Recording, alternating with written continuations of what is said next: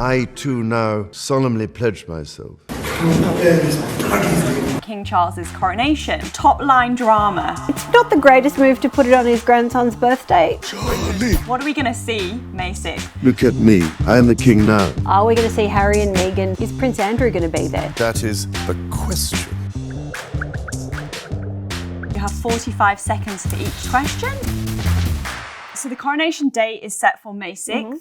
What are the chances of seeing Meghan and Harry there? Ooh, I don't know if I'd put money on it, but that's the $100 million question right now. So what we're hearing is that Charles will be inviting them. They're much loved members of his family and therefore they will be invited.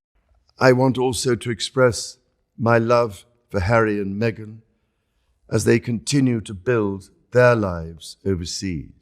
The question is, will they actually want to go? Most recently, there's been a suggestion that Harry might go, that it'll be sort of a 48-hour in and out sort of situation. He'll jet in, appear in the Abbey alongside his family and then skedaddle back to Los Angeles. But it really is a question that is totally up in the air. I look forward to having a relationship with my brother. I look forward to having a relationship with my father and other members of my family. You want that? That's all I'd ever ask for.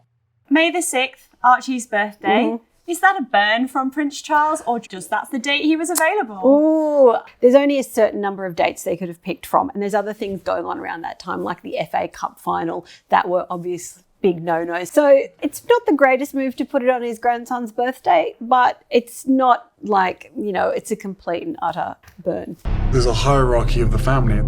There's leaking, but there's also planting of stories. They realized they're never going to protect you. Meghan and Harry have pretty much done nothing but badmouth the royal family for the past few years. Is Charles in danger of looking like a pushover for inviting these two along? Yes. But he's in a bit of a situation where he's damned if he does and he's damned if he doesn't. Harry and Meghan have really criticised and attacked the royal family repeatedly over the last couple of years via obviously the TV show, the Oprah interview, his book. So if he does invite them, will he be seen as capitulating? Perhaps. But then he also runs the risk, if he doesn't invite them, of looking cold and unfeeling. And the other thing to keep in mind here is that it's not just about, I guess, the political side of things or the optics. He's a father who loves his son. Surely he's going to want him to be there for this momentous moment in his life. Do I regret the fact that he has quite obviously conducted himself in a manner unbecoming? Yes. Unbecoming. He was a sex offender. Yeah, I'm sorry, I'm being polite. And on the topic of Prince Andrew, what's his role going to be at the coronation? Surely he can't be involved after everything that's come out about him. Well, look, he's going to be there most likely as a member of Charles's family, as his brother, but purely in a personal capacity. And traditionally, royal dukes, so like the Duke of York, the Duke of Sussex, the Duke of Kent, the Duke of Gloucester, would have a role in the ceremony. They take part in something called paying homage to the king. That's been cut from Charles's coronation. So there's no official role for Harry or Andrew, but there will be for Prince William as the heir. With Catherine beside him, our new Prince and Princess of Wales will, I know, continue to inspire and lead our national conversations, helping to bring the marginal to the centre ground, where vital help can be given. And on the topic of Prince William, he is obviously going to have a big part in this coronation and he's a big part of King Charles's plan. But there's talk behind the scenes that they're at loggerheads. What's going on there? There's been quite a few reports suggesting that Charles is really keen to get Harry to the coronation. There's been talk about getting the Archbishop of Canterbury involved to act as a bit of a peacekeeper to negotiate. However, the reporting has suggested that William is much less keen on having his brother there, that he feels quite a lot of anger towards him, especially because of the revelations in Spare. He was shouting at me, I was shouting back at him. It wasn't nice, it wasn't pleasant at all.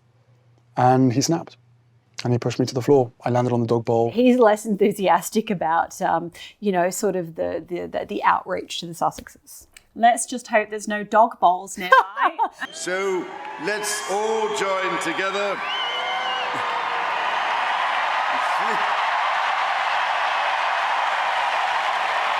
King Charles's popularity. How's he doing? Is he going into this coronation on a high, or is he trying to get more people on side? Look, he's actually done a lot better than I personally thought he was going to do. There was a real bump after Her Majesty passed away last year. All of the royal family enjoyed a bit of an increase in their popularity. In the last sort of 2 months, that's taken a bit of a hit with Harry and Meghan's TV show, and then obviously Spare. You know, all of the royal family have lost a few points, or there's just been a bit of flux there. But he's still at a higher point than he has been in previous years when he was still the Prince of Wales. So I think he's looking okay. Where he'll be a year from now, 2 years from now, I think will be interesting, you know, when sort of the honeymoon period wears off and people have started to see sort of what sort of king he really is going to be. Thank you so much, Daniela. And if you want to read more from Daniela Elser, you can find her stories on news.com.au.